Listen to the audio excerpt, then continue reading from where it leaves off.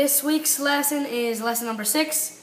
It's titled Eager to Forgive, and today is Sunday, May 5th, with the title of the lesson being The Disobedient Prophet. The memory verse for this lesson is found in Jonah 2:9, which reads, "But I, with a song of thanksgiving, will sacrifice to you. What I have vowed, I will make good. Salvation comes from the Lord."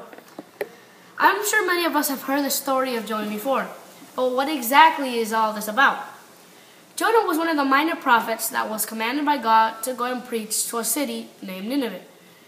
It was like we could refer it to as being the capital city of the Assyrian Empire, which just so happens to be one of the enemies of the Israelites. So Jonah had a couple reasons for why he didn't want to go. First of all, if they were enemies of the Israelites, and second of all, his message wasn't exactly the most subtle way of telling them that what they were doing was wrong. So he chickens out and he decides that he's going to go in the complete opposite direction, towards Tarsus.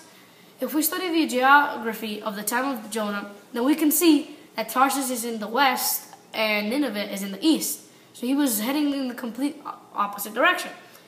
Well, Jonah finds a ship that has room for him and is heading for Tarsus. He thinks that everything's going well as it seems because everything is smooth sailing from the beginning.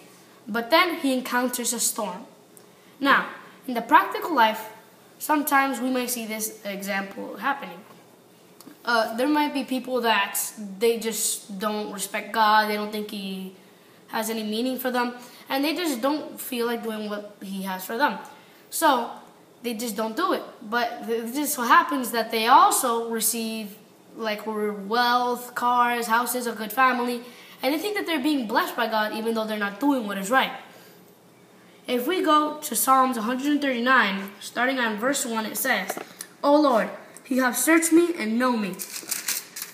You know my sitting down and my rising up. You understand my thought afar off. You comprehend my path and my lying down, and are acquainted with all my ways. For there is not a word on my tongue, but behold, O Lord, you know it altogether. You have hedged me behind and before, and laid your hand upon me. Such knowledge is too wonderful for me. It is high, I cannot attain it. Where can I go from your spirit? Or where can I flee from your presence? If I ascend into heaven, you are there.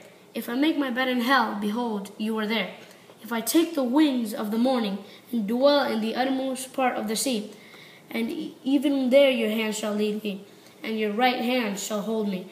If I say, surely the darkness shall fall on me, even the night shall be light about me. Indeed, the darkness shall not hide from you, but the night shines as day. The darkness and the light are both alike to you." What this verse is saying is that the Lord will eventually catch up with us. The storm that caught up with Jonah will catch up to those of us that believe that everything's going well, that the Lord is blessing us but aren't doing what's correct. This verse is saying that we can't hide from God, no matter where we are, whether it be up high in the heavens or in the pit of hell. The Lord is everywhere and He can see us, and His Spirit is everywhere. So, I would like to end this with a question. The lesson on page 47 at the bottom has this question that I would like to read to you. Whatever the reasons, how differently would you act if at all times you were keenly sensitive to the fact that God does know your every thought? How would you react if you knew that the Lord was watching you, was seeing what you were doing, and could read your thoughts at every single second of every single moment in your life? Have a nice day. All right. You started off, Sam.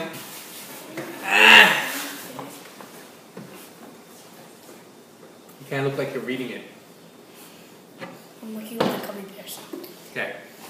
But I, with a song of thanksgiving, will sacrifice to you. What I may have vowed, I will make good. Salvation comes from the Lord. Jonah chapter 2 verse